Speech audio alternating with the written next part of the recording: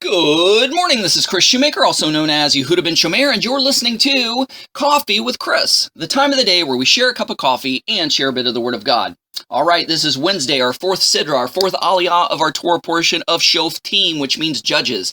And it's taken from Deuteronomy chapter 18, verses 6 through 13, but we're going to focus in on verses 9 through 13, which reads, "When you enter the land that Adonai your God is giving you," the land, in other words, that the Canaanites were squatting on, that they set up all of their pagan paraphernalia and religious things. He says, when you enter the land that Adonai is giving you, you are not to learn to do the abominations of those nations. It's your land now. It's not the Canaanites. So wipe out every remembrance of the Canaanites that they were ever in this land. Because basically God's saying, I don't want these things that are left behind by them to be some sort of alluring enticement for you that draws you away from the true worship of me, and you begin to worship other gods. So it says, when you enter the land that Adonai your God is giving you, you are not to learn to do the abominations of those nations. There must not be found among you anyone who makes his son or daughter pass through the fire, or a fortune teller, or a soothsayer, or omen reader, or sorcerer, or one who casts spells, or a medium, or a spiritist, or one who calls up the dead. Boy, that sounds like what's going on today. I mean, there's even Christian churches that are involving themselves in tarot card readings. They're just calling them destiny cards. They're involving themselves in consulting Ouija boards. They're just calling them angel boards. You know, there's those that are in churches that are claiming to prophesy, but yet they're nothing more than glorified mediums and spiritists. And there's those who pray in such a way that it sounds like they're casting spells.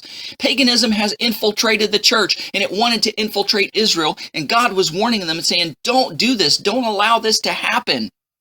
And it says in verse 12, for whosoever or whoever does these things is an abomination to Adonai. And because of these very abominations that we just read, mentioned, and listed, Adonai your God is driving them out before you. It's the entire reason he's kicking them out of the land, because they polluted it with these pagan practices. You're to wipe it out, not even remember it, don't even get curious about it, just bury it 6 feet under and go on.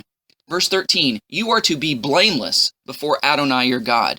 That is the danger of living in such a corrupt world. We need to be careful of what we bring into our lives, what we bring into our homes, what we bring into our eye gates, what we bring into our ear gates, what we listen to, what we watch, what we read, because these things can influence us. We may think that we're above that and it can't influence us, but it does. It gets drilled into our souls and into our heads. So we've got to be careful of what we watch, what we listen to, making sure that everything is true and pure, as it says in Philippians 4:8, I believe it says, whatever is true, pure, holy, and just, think on these things. So let's keep our hearts and our minds and the territories of our homes and our workplaces and where we go and what we do, things that we have dominion over, that they keep pure, that we don't bring in worldly or pagan influences that can draw our hearts and our minds away from God, and we start slowly slipping into the ways of paganism, into the ways of sin. Guys, thanks so much for listening. Go out there and have a great day. Shalom, and God bless.